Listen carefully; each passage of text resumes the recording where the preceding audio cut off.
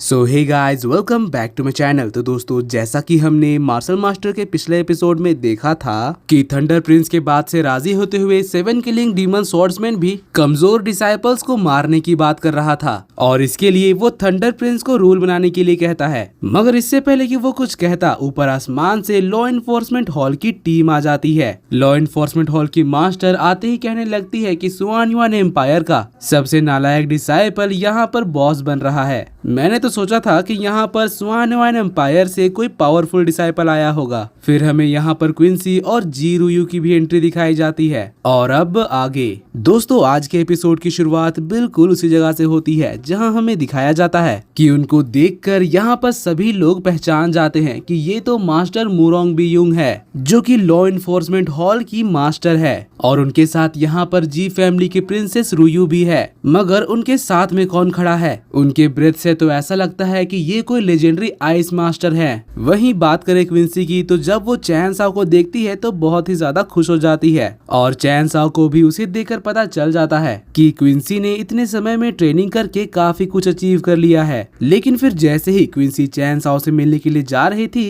कि तभी उसे मिस रुयू रोक लेती है और कहती है कि अभी ज्यादा इमोशनल मत हो, इसके लिए ये सही जगह नहीं है। तुम्हें उससे मिलने के लिए और भी समय मिलेगा। अगर तुम अभी उसके पास गई तो उसके बेवजह ही काफी सारे दुश्मन बन जाएंगे। चैन साओ भी टेलीपैथी के इस्तेमाल से उससे कहता है कि तुम लॉ एनफोर्समेंट हॉल की टीम के साथ आगे बढ़ो, मैं तुम्हें वहां जाकर ढूंढ लूंगा। तो क्विंसी कहती है कि ठीक है। वहीं बात करें थंडर प्रिंस की, तो उसका दिल अब क्विंसी पर भी आ गया था और चैन सीसी तो चैन साओ के पास आकर उसको चिढ़ाने के लिए कहने लगती है कि देखो, तुम्हारी लवर तो तुमसे मिलने तक नहीं आई और देखो सबके सामने मैं तुम्हारे साथ खड़ी हूँ, कहीं ऐसा तो नहीं कि उसको मुझसे जलन हो रही है। तो ये चीज सुनकर चैन साओ के दोस्त हंसने लगते हैं। वहीं बात करें चैन साओ की, तो वो एक कदम लेकर साइड हट जाता है। क्विंसी भी ये सब कुछ देख रही थी। तभी लॉ एनफोर्समेंट हॉल की एक लड़की चैन साओ को देखकर पहचान लेती है। वो मन ही मन कहने लगती है कि आखिर अब ये यहाँ पर क्या कर रहा है। जिसके बाद फिर लॉ एनफोर्समेंट हॉल की मास्टर मुरोंग आगे बढ़कर कहने लगती हैं कि जब मुझे पता चला कि यहाँ पर एक इतनी अच्छी अपॉर्चुनिटी आई है तो उसका फायदा उठाने के लिए मैं अपनी डिसाइपल्स के साथ यहाँ पहुँच गई। आई होप तुम लोगों को इससे कोई प्रॉब्लम नहीं होगी। तो उनकी ये बात सुनकर काफी सारे डिसाइपल्स अपना सर झुकाकर कहने लगते हैं कि नहीं मास्टर, आपका जो मर्जी है आप वो कर सकते हैं। तो फिर लॉ एनफोर्समेंट हॉल की मास्टर अपने सभी डिसाइपल्स के साथ रेनबो ब्रिज के ऊपर चली जाती हैं, जहां उनका पैर लड़खड़ा तो रहा था मगर वो सीधे चल पा रही थी। जिसके बाद फिर अब थंडर प्रिंस भी अपने डिसाइपल्स से कहता है कि चलो अब हमें भी आगे बढ़ना चाहिए। मगर जब वो लोग रेनबो ब्रिज पर कदम रखते हैं, थंडर प्रिंस खुद ही गिरने लगता है। लेकिन फिर किसी तरह से वो अपने साथी के हेल्प से सीधा खड़ा हो जाता है और लड़खड़ाते हुए आगे बढ़ रहा था। जिसके बाद एक एक करके बाकी सभी डिसाइपल्स भी रेनबो ब्रिज पर चले जाते हैं एंड फाइनली आखिर में चैन साओ की टीम भी रेनबो ब्रिज पर चली जाती है, जहां रेड हेयर बॉय और ये मोतो कुछ ही देर में नीचे गिर जाते हैं। जिसको देखकर ब्रदर ली जोर जोर से हंसने लगता है और कहता है कि जैसा मैंने सोचा था, तुम जैसे नीच लोग रेनबो ब्रिज पर कदम नहीं रख सकते, ये जगह मार्शल रेल्म के लोगों के लिए है।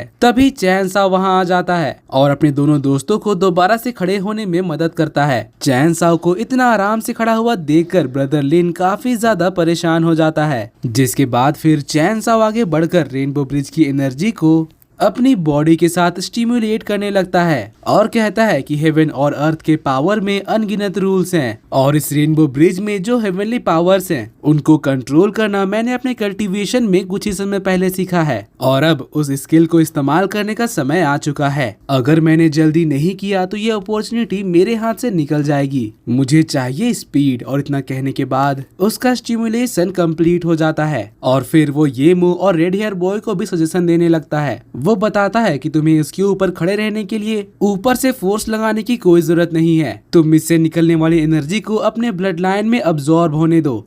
मुझे लगता है कि ऐसा करने से तुम यहाँ आसानी से चल पाओगे। तो फिर वो दोनों भी चैन साओ के कहे मुताबिक अपने ब्लड लाइन को रेनबो ब्रिज की एनर्जी से स्टिमुलेट करते हैं। जिसके बाद वो फुदक फुदक कर तेजी से आगे बढ़ रहे थे और जब वो ब्रदर लिन को क्रॉस करते हैं तो उसको चुढ़ाने के लिए वो लोग उसे बाय बाय भी कहते हैं। ब्रदर लिन भी सीधा खड़ा रहने के लिए अपनी पूरी कोशिश कर रहा था मगर अभी भी ब्रदर लिन के पास उनके जितना कंट्रोल नहीं आया था, जिसको देखकर वो लोग हंसने लगते हैं। फिर ये मो चैन साओ से कहता है कि चलो अब हमें भी जल्दी से आगे बढ़ना चाहिए, मगर इसके जवाब में चैन साओ उनसे कहता है कि तुम लोग आगे बढ़ो, मैं तुमसे बाद में मिलूंगा। और इतना कहने के बाद वो नीचे बैठकर अपनी कल्टीवेशन करना शुरू कर देता है। तो ये मुंह और रेड हेयर बॉय आगे बढ़ जाते हैं। चैन साओ यहाँ कह रहा था कि इस रेनबो ब्रिज की एनर्जी भी काफी ज्यादा प्राचीन है, जो कि हेवन और अर्थ की एनर्जी से भी काफी ज्यादा प्योर है। आज मेरे पास मौका है, मैं इस पावर को ऐसे ही वेस्ट होने नहीं दूंगा। रेनबो ब्रिज के इस फॉर्मेशन को अगर मैंने अच्छी तरह से सीख लिया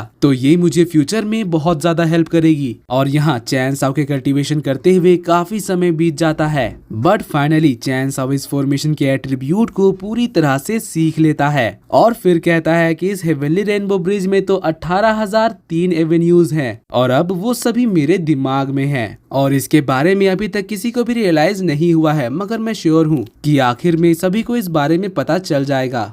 जिसके बाद फिर चैन साओ आगे बढ़ना शुरू करता है और उसके लिए अब यहाँ पर चलना तो क्या उड़ना भी पॉसिबल था। वो कहता है कि अब काफी समय हो चुका है, इसीलिए वो उड़ना शुरू कर देता है, वो भी फुल स्पीड में, जिसको देखकर डिसाइपल्स पूरी तरह से हैरान हो जाते हैं। वो कहते हैं कि ये तो चैन साओ था, मगर वो इस जगह में उड़ कैसे पा रहा है, वो भी इतनी तेजी से, आखिर उसके पास किस तरह के पावर्स हैं। जिसके बाद फिर हमें दिखाया जाता है कि चैन साओ उड़कर अपने दोस्तों के पास पहुंच गया था और यहाँ पर वो उन दोनों से कहता है कि तुम लोग आराम से आओ, मैं तुमसे आगे मिलता हूँ। जिसके बाद वो दोबारा से उड़ना शुरू कर देता है। यहाँ वो मन ही मन सोच रहा था कि मैंने वहाँ पर काफी समय वेस्ट कर दिया, अब तक तो क्विंसी और बाकी लोग न्यू वर्ल्ड में पहुँच चुके होंगे। तभी ब्रदर लिन की नजर चैन साओ पर पड़ती है। वो कहता है कि आखिर ये लोअर कॉन्टिनेंट का बंदा इतनी स्पीड से कैसे आगे बढ़ सकता है। और दोस्तों इसी के साथ आज का ये एपिसोड यहीं पर खत्म होता है। अगर आपको मेरी एक्सप्लेनेशन और ये एपिसोड पसंद आए तो प्लीज वीडियो को लाइक कर देना और जाने से पहले चैनल को सब्सक्राइब करके बेल नोटिफिकेशन भी ऑन कर लेना, ताकि जैसे ही इसका नेक्स्ट एपिसोड आए तो आपको सबसे पहले पता चल जाए। तो मिलते हैं आपसे अगली वीडियो में, तब तक के लिए bye bye, be happy, be safe and thanks for watching.